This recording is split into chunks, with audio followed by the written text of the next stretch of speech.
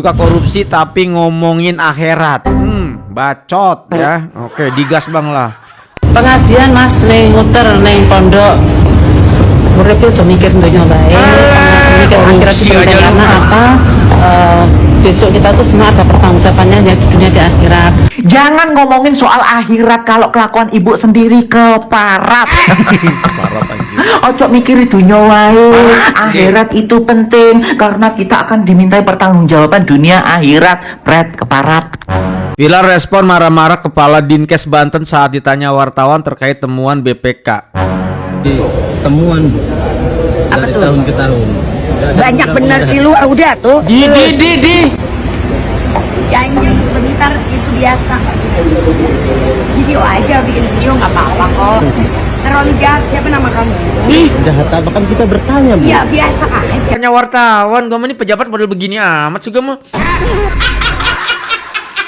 Kepada yang terhormat Bapak konten kreator Bapak Deddy Bapak Mulyadi konten selaku Gubernur Jawa Barat, belum ada kejelasan terkait subsidi yang kalian buat.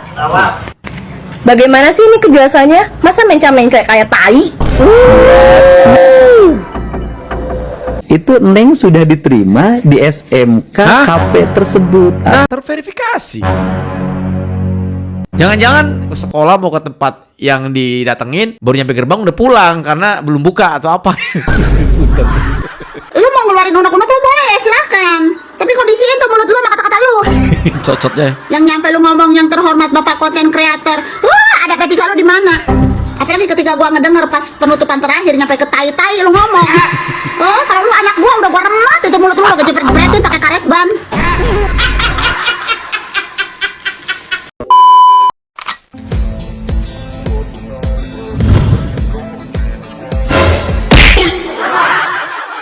Halo guys, assalamualaikum warahmatullahi wabarakatuh. Selamat datang lagi semuanya para pemirsa aku yang budiman, yang cantik, yang ganteng dan cetar membehenol.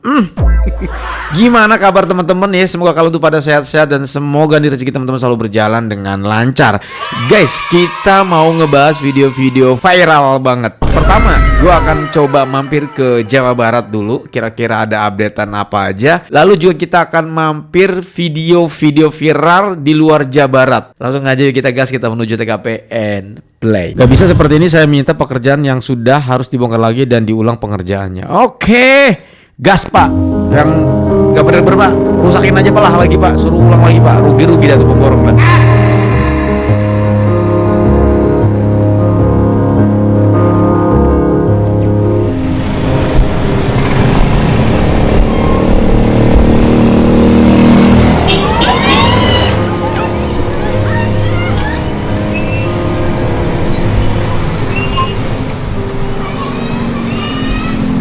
Problem jalan dari dulu itu adalah di drainase. Nah, ya proyek non ya TPT Pak, iya Pak. TPT gabung dengan jalan satu paket. Kurang tahu tuh Pak. Bapak pegawai. Pegawai Pak. Tukang apa laden? Laden Pak. Berapa upahnya? 150. Dimasukin BPJS tidak? Masuk Pak. Bapak kerja di CP apa? Kurang tahu Pak. Hai Bapak pan digawe. Ya digawein apa? Jadi sekretaris pas Gimana sih orang deui. Kan dia siapa kos? Ini sekretaris PU-nya. Bapak ini kan pegawai di kontraktor pekerjaan pemerintah provinsi. Ya. Saya nggak tahu jalan sama drainase satu paket nggak? Satu paket. Bapak ini nggak tahu kerja di CP apa? Nggak tahu Pak. Nggak tahu. Bapak disuruh air. Bukan disuruh kerja sama siapa? Pak Aneng. Ya, Pak Jadi Aneng. Bapak tidak tahu? Tidak tahu Pak. Kontrak kerjanya Bapak tidak naik kan? Bapak tukang? Waas Pak. Naik Pak. Naik. Seberapa? Borongan apa ini mah? Borongan. Tuh, Bapak 150. Bapak seru borongan? Itu ya mah harian Pak. Harian. Air. Borongannya ngitung per meter. Per meter ya. Per kubik. Ya per kubik. Ya. Berapa satu kubik upahnya? Kurang tahu tuh masalah itu. 40 Pak. 140 sehari Bapak bisa ngerjakan berapa kubik? Paling 8 dah. 8 kubik. Dibagi berapa orang? 5. Bagi 4 Pak. Jadi 1.200.000. Keborongnya dari siapa? Pak Aneng. Standarnya berapa? Standar ngaduknya? Ya paling seengkel. Satu sak untuk berapa? Berapa roda? Paling 10 Pak. 10 roda? 10 roda. Satu sak? Satu sak. Kurang. Harusnya berapa? Bapak kan minimal Bapak tahu walaupun sekretaris PU. Ya 1, 2, 3. Bapak satu sak semen, satu 10 roda ini satu sak semen. Oh. Kurang Pak. Ada nggak konsultan pengawasnya? Pengawas mana pengawas? Tanya Itu Pak Rudi Pak. Ya Pak. Ngaduk. Standarnya 10 roda berapa sak? 10 roda. 3 sak Pak. Sak sih hasilnya iya cek tadi. Siap. Oh, Bisa bohong sih sama waduh sih. Iya Pak nak. Ya 10 roda teh sak semen. Kudu nanti lu Aisyah ngawasin naon wae. Oh. Awasi kalian. Ngopi we sia mah. Ngawasin ngaduk. Awasi Pak. Aku maha sia teh aing mah teu balik. Babari ruksak nyikeun drainase na. Iya. Nyokotna lo teuing ieu. Wapi di pasihan. 10 teh tilu sak sak. Ini 10 ya Bu. Ini 10 sak semen. Itu cuma 10 roda 1 sak semen. Harusnya berapa? 4. Sasak nyokotna lo teuing sia teh. Ayo. Sok ku aing sia pengawasna tah. Siapa? Drainasena babari rusak. Ngumpulkan duit APBD teh susah. Ya jujur ya. Bener Bapak jujur. Berek ku aing jujur. Awas udah dieureunkeun saya mau dieureunkeun ku aing stop proyekna. Ya, jujur halus. Kaneng. Temenan. 10 roda, 10 yen kita nganaon? Lori, Pak. Lori. Tilu sak. Lamun nita sasak gaplok ku aing. Jawab. Teu paham itu mah. Hai kunaon atuh pengawas ecekeun di mana wae jadi pengawas teh? Yalah, ngopi sama rumah randa, Pak. Usah di masjid pas duhur. Tapi ingat, salat teh amar ma'ruf nahi munkar. Iya. Jadi Bapak sholat di masjid kudu dilaksanakan, tapi ngalaksanakeun negakeun sholat. Nah, kudu bener ngawasina. Iya. Bapak bekerja di konsultan siapa? Pak Ridwan. Berarti memiliki tugas sebagai pelaksana konsultan mengawasi proyek. Berapa nilai proyeknya ini? 2, ngahulang kene. Bapak teh pengawas, konsultan, manor. Pak Mandor. Ai tadi konsultan cenah. Sana aya nih Pak konsultan. Bapak manor. Manor dari CP siapa? PT siapa? Dari CP Pak Haji Aneng. Pak Aneng sebagai apa? Pemborongnya. Pemborong. Kan pemenang tender mah di mana lagi pemborong pemenang tender. Yang punya tendernya Pak Ridwan. Pak Ridwan lagi diborongkan lagi. Yang disubkan apanya? Disubkan ini kerjaannya Pak. Pekerjaannya yang disubkan, yaitu membuat drainase. Berarti disubkan. Nah ini akibatnya dikurangin semennya. Pekerjaan yang sudah dikerjakan saya bongkar lagi diulang. Semennya tidak sesuai standar. Ayo. Gak bisa saya.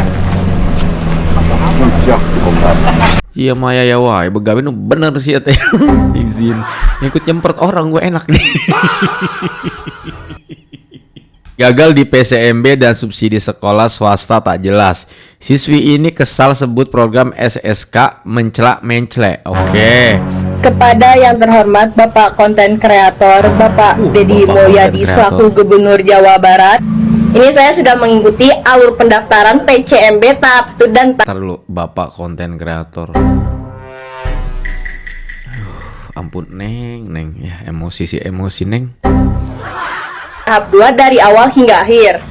Sekarang itu saya gugur semuanya dan kemudian saya masuk ke swasta. Saya sudah mendatangi sekolah tersebut yang bekerja sama dengan Pemprov Jabar SSK. Kemudian responnya adalah belum ada kejelasan terkait subsidi yang kalian buat. Bagaimana sih ini kejelasannya? Masa mencela-mencela kayak tai?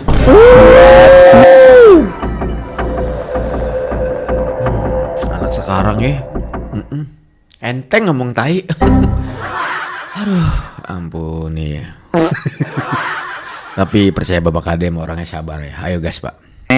Kanaya Humaira Lokanawa. Ini namanya mirip sekali dengan penyanyi MK9 yang cantik dan baik hati serta pinternya luar biasa. Ngeri mulut. Saya mengucapkan terima kasih atas keluhan yang disampaikan di media sosial. Saya konten kreator Gubernur Jawa Barat sudah menghubungi kepala sekolah SMKKP atau Karya Pembangunan Bale Endah tidak merasa melakukan penolakan. Bahkan Neng kalau lihat di data PCMB itu Neng sudah diterima di SMK KP tersebut atau SMK Karya Pembangunan. Tinggal datang ke sekolah untuk mendaftar ulang. Program beasiswa memang sudah berjalan. Yang lain juga sudah banyak yang daftar ulang. Untuk itu, kalau juga Neng masih takut juga, udah begini saja. Besok hari Minggu tanggal 12 Juli 2026 jam 9 pagi ditunggu ya bersama orang tuanya di SMK KP di mana Neng akan sekolah di situ. Hatur nuhun ya Neng, sudah menyampaikan keluhannya. Mohon maaf atas ketidaknyamanannya. Masya Allah, Bapak. Salam buat kedua orang tuanya. Semoga Neng sehat dan tidak marah-marah lagi. Anaknya sah sih cocot nama nih. Aduh, lambe turah amat gua mah. Kita coba geser kata Bapak Kadem, katanya datanya sudah ada. Coba kita lihat di sini. Nah, ini sudah diterima ini. Tahap 1 registrasi dan verifikasi dokumen terverifikasi. Greget gua mah. Tuh kan kalau udah dibongkar datanya begini kan Neng malu sendiri Neng. Aduh, cocoknya dijaga dikit Neng. Aduh. Ya kagak ngapa-ngapa Neng, komplain atau apa Neng. Cuman aduh Neng, ampun aing mah ada bahasa tai segala gitu ya. Kamarana ada barudak ayeuna teh kemana adab anak-anak sekarang itu. Lihat nih, kita bicara soal data kan. Datanya ada di sini, sudah terverifikasi kok. Jangan-jangan ke sekolah mau ke tempat yang didatengin, baru nyampe gerbang udah pulang karena belum buka atau apa. Lu kadang jadi keingatan si Auran yang dulu pernah ngedebat Freddy Mulyadi, yang orang Cikarang Utara sini nih, tetangga gua deket gua begitu kan. Sekarang namanya lu generasi penerus bangsa yang kagak memiliki etika, attitude, sopan santun. Lu kalau mau ngedumel boleh, lu mau ngeluarin unek-unek lu boleh, silakan. Tapi kondisiin tuh mulut lu sama kata-kata lu. Cocotnya bikin malu orang tua aja lu Perkara soal subsidi untuk sekolah swasta dari Pemprov Jawa Barat yang kata lu nih ya di salah satu SMK di daerah Bali Endah yang katanya tidak ada kejelasan, lu ngomel-ngomel, lu ngedumel-dumel sama Gubernur Jawa Barat, sama Bapak Aing tercinta, sama Bapak Aing yang gua sayang-sayangi, nyampe keluar istilah kata sama kata-kata tai-tai lu bawa-bawain. Untung kakak kebool-boolnya juga lu bawa-bawain. Orang lu kalau mau ngomel-ngomel kayak gitu, kenapa tidak lagi ada di posisi di sekolahnya? Iya. Ketika lu di sekolahannya tuh, ketika lu bertanya kepada pihak sekolahan SMK tersebut, lu bikin video, lu ngomel-ngomelnya di situ sama pihak sekolah, biar nyampe sekalian juga tuh sama Pak Deddy Mulyadi. Begitu. Semprot sekalian. Beraninya lu ngomel-ngomel ketika udah pulang ke rumah di depan teras doang, ngedumelnya. Gila di depan sekolahnya lu paling manut-manut doang. Beraninya lu ngomel sama Pak Deddy doang. Yang nyampe lu ngomong yang terhormat Bapak konten kreator. Wah, ada P3 lu di mana? Apalagi ketika gua ngedenger pas penutupan terakhir nyampe ke tai-tai lu ngomong. Oh, kalau lu anak gua udah gua remat itu mulut lu udah gejepret-jepretin pakai karet ban. Kasihan sama orang tua lu. Malu. Udah capek-capek nyokolahin lu. Biar belajar adab, biar belajar etika, tidak hanya pintar soal akademik. Lah ternyata 9 tahun lu belajar SD, 6 tahun, 3 tahun SMP. Gagal lu dalam mempelajari sebuah etika, adab, sopan santun. Percuma lu berprestasi, percuma lu pintar hanya dari segi akademik. Tapi kalau segi etika, lu nol besar, sangat disayangkan. Gemes gue sama orang kayak begini. Ngedumel boleh, protes boleh, menyampaikan aspirasi lu boleh, silahkan. Agak ada yang larang, asalkan lu coba tuh menyampaikan aspirasinya secara sopan santun. Sedikit tapi jelek begitu, jangan kayak begitu. Yang ada lu uring-uringan, ujung-ujungnya mah kena hujat seantera jagat raya. Lagian juga sudah terverifikasi kok, datanya ada, iya nggak? Dan ada benernya juga kalau misalnya Empok ngomong tadi itu, kenapa nggak bikin videonya di sekolah gitu, ya kan? Sekalian sama kalau memang keluhan dia pada saat bertemu, kemudian jawabannya begitu tuh, bikin video di situ.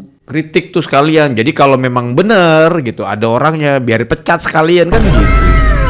Ya, tapi ternyata setelah Bapak KDM tahu ada video viral ini, dicek terverifikasi. Ya, kita memang nggak tahu bahwa data itu terverifikasinya apa karena memang sudah viral, takut si orang-orang yang ngurusin beginian lah gitu. Ya, keburu langsung diverifikasi gitu. Kita juga memang nggak tahu kan gitu. Kenapa nggak bikin di sekolah gitu? Oke, apalagi nih? Viral pengemudi nekat seberangi jembatan goyang tanpa menurunkan penumpang. Ya, lagi ada-ada aja. Gue mainnya di mana sih nih? Aduh. Bapak. Nekat banget sih. Emang boleh mobil lewat jembatan kayak gini?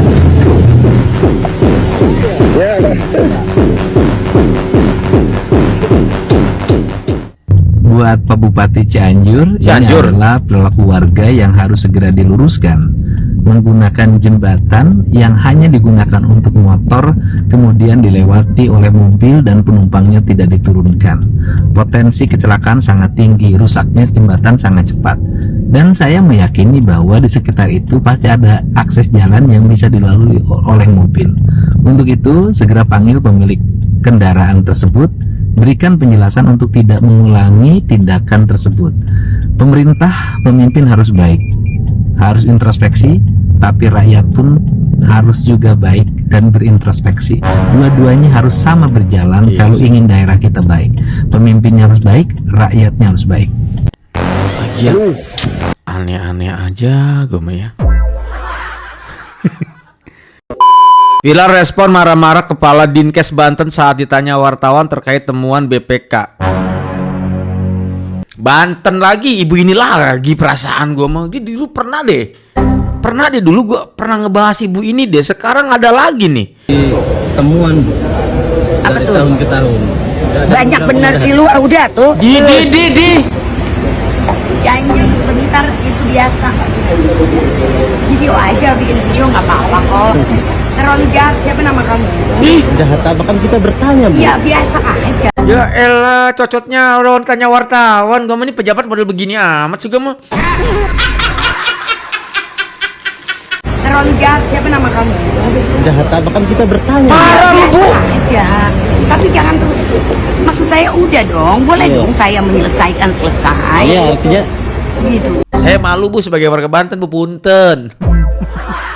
Kepala Dinas Kesehatan Banten Ati Pramujihastuti kesel banget saat ditanya wartawan kenapa dinasnya selalu jadi temuan BPK selama 6 tahun berturut-turut sejak 2020 sampai 2025. Dan alih-alih menjawab substansi, beliau malah meninggalkan wawancara sambil bilang, banyak bener sih lu. Bahkan kemudian berbalik badan menghampiri wartawan dan menanyakan identitasnya dengan kalimat terlalu jahat, siapa nama kamu? Padahal yang ditanyakan itu soal proyek Videotron dengan nilai 2,77 miliar yang menurut BPK kelebihan bayar 79 juta rupiah. Buntutnya Sekda Banten Deden Apriandi langsung memberikan teguran dan secara terbuka menyebut temuan yang berulang itu sebagai kelalaian pengguna anggaran, yaitu kepala dinasnya sendiri, dan menegaskan evaluasi akan dilakukan terutama bagi dinas yang temuannya berulang. By the way, Ati ini bukan nama baru ya, beliau ini pernah viral juga sebagai ASN terkaya di Banten dengan harta 24,5 miliar. Dan saat itu soal LHKPN dia sempat menjawab, keren dong kaya. Gimana menurut kamu teman-teman? Kepala Dinas Kesehatan Banten. Bang, jujur bang, saya sebagai warga Banten malu bang. Bener sih lu, udah tuh. Semprot. Bikin malu aja. Janji sebentar itu biasa. Video aja, bikin video nggak apa-apa kok. Terlalu jahat. Kok balik lagi? Ngeselin kamu. Pasti Bu ini udah sadar nih ada yang videoin. Takut viral Ibu. Udah viral Ibu Alemong. Mana nih warga Banten? Cung bang. Diem, Ibu ini. Gini malu aja tuh. Awalnya jutek, tiba-tiba tuh pas turun tangga mulai tersadar dia ya, kesambet malaikat. Langsung dia balik lagi. Ih, udah viral Bu Alemong. Syum. Alemong Bu. Cuy. Kepala Dinas Kesehatan Banten marah kepada wartawan. Banyak bener sih lu, udah tuh. Janji sebentar itu biasa. Video aja, bikin video nggak apa-apa kok. Terlalu jahat, siapa nama kamu? Terlalu jahat. Kan kita bertanya Bu. Ya biasa aja. Tapi jangan terus. Maksud saya udah dong.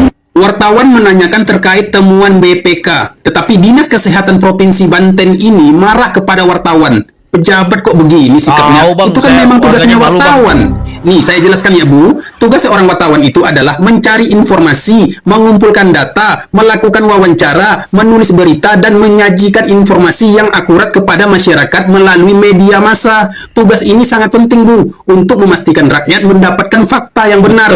Ibu harusnya memiliki sikap yang bijak menghadapi wartawan. Kalau nggak mau ditanya-tanya, ya udah tinggal pergi aja. Nggak usah ngancam seperti itu. Malah nandain nama wartawan. Ibu kan bisa jawab sesuai fakta yang terjadi. Jika ibu sibuk, ya udah tinggal bilang bahwa ibu ada urusan lalu pergi. Jangan mencerminkan sikap seperti ini di hadapan publik. Banyak bener sih lu, udah tuh. Janji sebentar. Panik, friend. Kepala Dinas Kesehatan Banten ditanya oleh media, sewot. Berarti artinya apa? Tanda takut. Iya. Gas. Takut ketahuan. Ya, atas pemeriksaan BPK. Ya, Kepala Dinas Kesehatan Banten, Provinsi Banten, friend. Iya. Ya, gemeter dikala ada media yang menanyakan bagaimana, dia langsung sewot. Iya, friend. Kalau dia tidak bermain di dalamnya, kenapa harus takut? Kalau dia tidak bermain di situ, kenapa harus sewot? Ya. Ngomong jujur, transparan, itu mencerminkan Anda bekerja benar-benar tidak terindikasi oleh hal-hal yang mengambil keuntungan pribadi. Kenapa harus takut? Kenapa, Bu? Panik, Bang, kayaknya. Budrek, Oskadon, Puyer Bintang 7 untuk menghilangkan nyotnya di kepala. Karena sudah ketahuan media. Aduh deh. Aduh, Banten. Info, keren. Ya, tambah melotot, tambah sumuk, tambah kumul.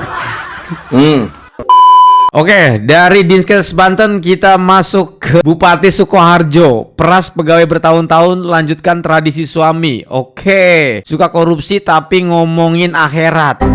Bacot ya. Oke, digas Bang lah. Pengajian Mas ning nguter ning pondok. Urip yo mikir dunya bae.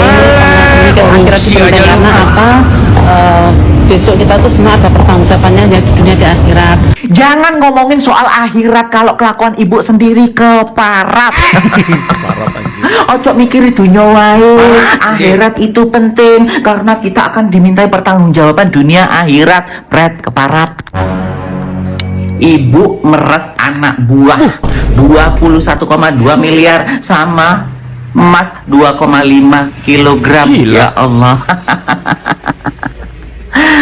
Terus ngapain ibu sok suci?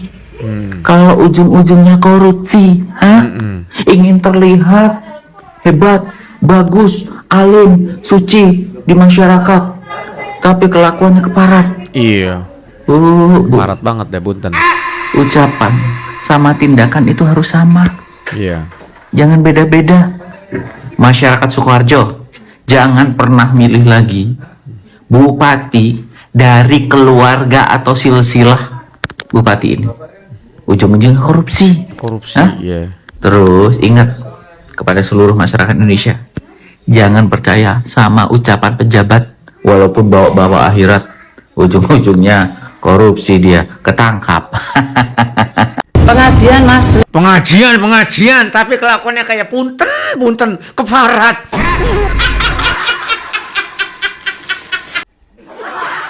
Enak banget gue. Kepala daerah main proyek itu biasa. Kepala daerah minta upeti dari para pemenang proyek juga biasa.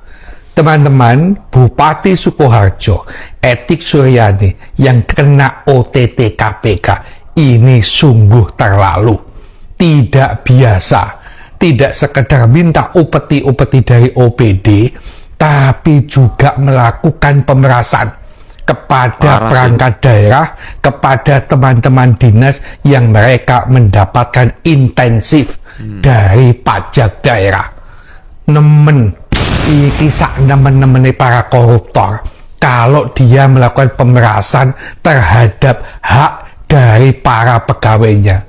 Apa masih kurang gaji bupati? Apa masih kurang insentif tunjangan PAD dari bupati yang nilainya ratusan?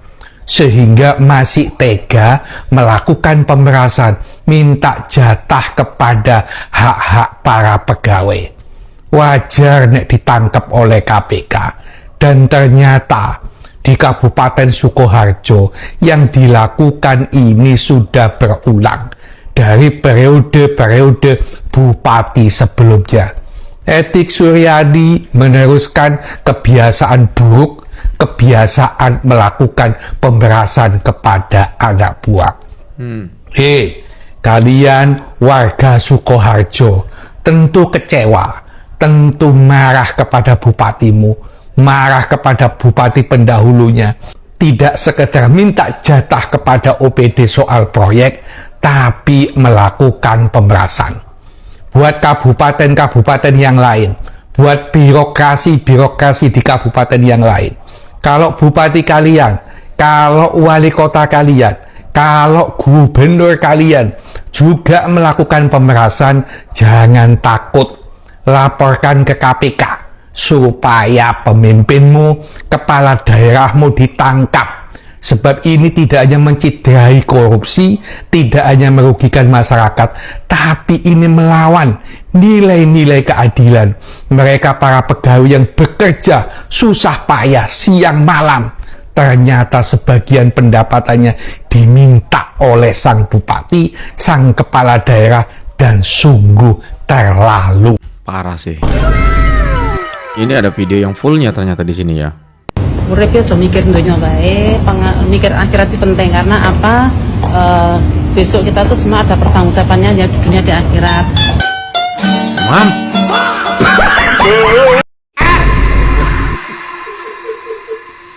Urip ya mikir dunia baik, mikir akhirat itu penting karena apa? Semprot, Mbak, semprot. Besok kita tuh semua ada pertanggungjawabannya ya di dunia di akhirat. Sekarang bertanggung jawabin sama lu. Aku dengerin kata ibunya, guys. Urip itu ojo mikirin dunia wae, akhirat juga dipikir. Itu buktinya ibunya udah menabung di akhirat dan di dunia.